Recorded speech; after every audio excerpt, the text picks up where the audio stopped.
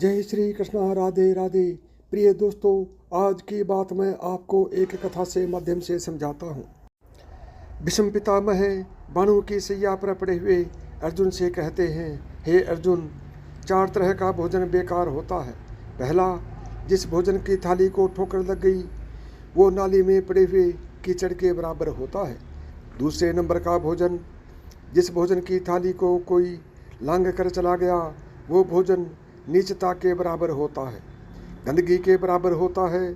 तीसरे नंबर का भोजन, जिस भोजन की थाली में बाल पड़ा हो, केस पड़ा हो, वो दरिद्रता देने वाला होता है। और चौथे नंबर का भोजन है अर्जुन, अगर पति और पत्नी अगर एक ही थाली में भोजन कर रहे हों तो वो मदिरा के तुल्य होता है। यदि पति और पत्नी एक ही थाली के अंदर बैठकर भोजन कर रहे हैं तो वो मदिरा के सम है। भीष्म पितामह कहते हैं, हे अर्जुन, पति के भोजन के बाद अगर पत्नी उसी थाली में भोजन करती है तो चारों धाम के प्रसाद से बड़ा महाप्रसाद बन जाता है। और यदि पति और पत्नी का नियम है कि हम दोनों को साथ ही भोजन करते हैं तो हाथ जोड़कर निवेदन है, साथ भोजन करो, मना नहीं है। लेकिन 2 थाली अलग अलग लगाओ। पति के साथ बैठकर एक थाली में खाना रोज प्रतिदिन मदिरा को निगलने के बराबर है। कई लोग कहते हैं एक ही थाली में भोजन करो तो प्रेम बढ़ता है। प्रेम बढ़ता है। शिव महापुराण की कथा कहती है, पति और पत्नी अगर एक ही थाली में भोजन करते हैं, एक थाली अगर पति और पत्नी भोजन करते हैं तो उस घर की दशा देखिएगा। घर के बच्चे कभी भी विद्या में उत्तम नहीं निकल सकते। उस घर के बच्चे कभी समृद्ध मार्गी नहीं निकल सकते, मार्ग से विचलित हो ही निकलेंगे, क्योंकि मदिरा के नशे में पैदा हुए हैं। और सुनो अर्जुन, सुन, यदि बेटी कुंवारी है और बाप के साथ बैठकर भोजन करती है तो उस बाप की कभी अकाल मौत नहीं होती है, क्योंकि बेटी बाप के काल का हरण कर लेती है। बेटी कुंवारी है, बेटी की शादी हो जाए तो भले वो पिता के साथ भोजन ना करे, क्योंकि गोत्र बदल गया। लेकिन जब तक बेटी कुंवारी है, बाप के साथ बैठकर भोजन करेगी तब बाप के काल का हरण कर लेगी। ये उसी तरह जैसे एक गाय ब्याह गई हो और एक गाय कुंवारी हो। अर्जुन, ब्याही हुई गाय का गोबर से लीपने से ज़्यादा फलदायी होता है कुंवारी गाय का गोबर से लीपना। इस बात का शास्त्र प्रमाण भी देता है। कई लोग दुखी भी हो रहे होंगे आज हमारी कथा सुनकर कि आपने कह दिया कि एक थाली में भोजन मत करो, और हम इतने साल से करते हुए आ रहे हैं और अलग अलग करेंगे और ऐसा और वैसा।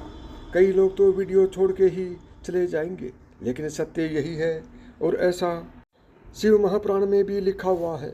शिव महापुराण की कथा कहती है, यदि आप भगवान विष्णु के मंदिर गए हो, सत्यनारायण भगवान के मंदिर गए हो, राम मंदिर गए हो, कृष्ण मंदिर गए हो, दत्त मंदिर गए हो, या फिर किसी भी देवता के मंदिर में जाते हो, वहाँ का प्रसाद आप 15 दिन 20 दिन तक रख सकते हो। लेकिन भगवान शंकर का प्रसाद रात भर नहीं रखना। क्यों? क्योंकि भगवान शंकर का प्रसाद 1 दोपहर संध्या तक आपका है। रात्रि को 9:15 तक भगवान शंकर का प्रसाद आपका है। शंकर भगवान ने जो पहाड़ों की रचना करी थी, घड़ी की रचना भगवान शंकर ने करी, तितली और समय की रचना भगवान शंकर ने करी। एक एक घड़ी, एक एक पल, एक एक तिथि, एक एक नक्षत्र, समय, पल, सबकी रचना भगवान शंकर ने करी। सबकी रचना भगवान शंकर। इसलिए तो शास्त्र कहता है, लिंग पुराण वर्णन जारी है। नर्मदा पुराण कहती है, शिव महापुराण की कथा कहती है, जब व्यक्ति को भारी रोग हो जाता है, कोई कैंसर जैसी बीमारी हो गई, कोई किडनी ही खराब हो गई, कोई लिवर ही बेकार हो गया, या कोई भी बड़ी बीमारी हो गई, तो आप किसी ब्राह्मण से पूछेंगे कि पंडित जी, हमको शंकर भगवान का अभिषेक करवाना है, कौन से समय में करवाना चाहिए? तो उसका भी समय शिव महापुराण निश्चित करती है, उसका भी समय हमारी लिंग पुराण निश्चित करती है, उसका भी समय नर्मदा पुराण निश्चित करती है। तो कुमारखंड के अंदर शिव महापुराण में वर्णन करा गया है कि 9:15 रात्रि को कोई बीमार व्यक्ति का यदि उसके हाथ से अभिषेक प्रारंभ करा जाए, या उसके ही कुल का उसके ही गोत्र का व्यक्ति भगवान शंकर का अभिषेक करता है और शंकर जी के नाम का स्मरण करता है, तो वो अभिषेक तो करे ही करे, साथ में जो मनोरथी हैं, यजमान हैं, वो महामृत्युंजय मंत्र का जाप करें तो कहते हैं रोग समाप्ति की ओर आना प्रारंभ हो जाता है। शिव महापुराण की पावन कथा कहती है, एक कलश के अंदर आप दूध ले लीजिए, उसमें काली तिल्ली डाल दीजिए, थोड़ा सा आंवला, सूखा आंवला पाउडर यानी कि सूखा आंवला बाजार में मिलता है, उसको डाल दीजिए। बाजार में गिल्ला बिल्ला मिल जाए, बेलपत्र में जो फल रखते हैं, बिला, बिला का गुर्दा मतलब बिले के अंदर का भाग। अगर बिला ना मिले तो बाजार में सूखा बिला मिलता है, उसको पानी में गला दें, गला के उसको पीस लो, पीस कर उसका उपटन बना लें, उपटन बना के उसको एक कटोरी में ले लो। उस उपटन को, जल के पात्र को, जो व्यक्ति घर में बीमार रहता हो या जिसको बुखार ज़्यादा चढ़ रहा हो, उतर नहीं रहा हो, निमोनिया जैसी बीमारी हो या फिर बड़ी से बड़ी बीमारी भी अगर आपको घेरी हुई है, तो आप अपने हृदय चित्त से स्पर्श कराकर, कोई पलंग पर पड़ा है तो उसके हाथ का स्पर्श कर लें, जो स्वस्थ है उसके ऊपर उतार कर भगवान शंकर के पास ले जाकर उस बिले का उपटन शिवलिंग पर लगा दें और जो जल है वो शंकर जी को समर्पित करें। कौन सा मंत्र बोलना है, उस मंत्र का स्मरण आप सब प्रेम करो। ओम जूस है, ओम जूस है। इस मंत्र का जाप करते हुए जो दूध चढ़ा देता है, उपटन लगाकर उसकी बीमारी, उसका रोग समाप्त हो जाता है। बहुत ध्यान दीजिएगा, उसी चढ़ाए हुए जल को, दूध को, उस उपटन के भाग को थोड़ा सा ले आइए।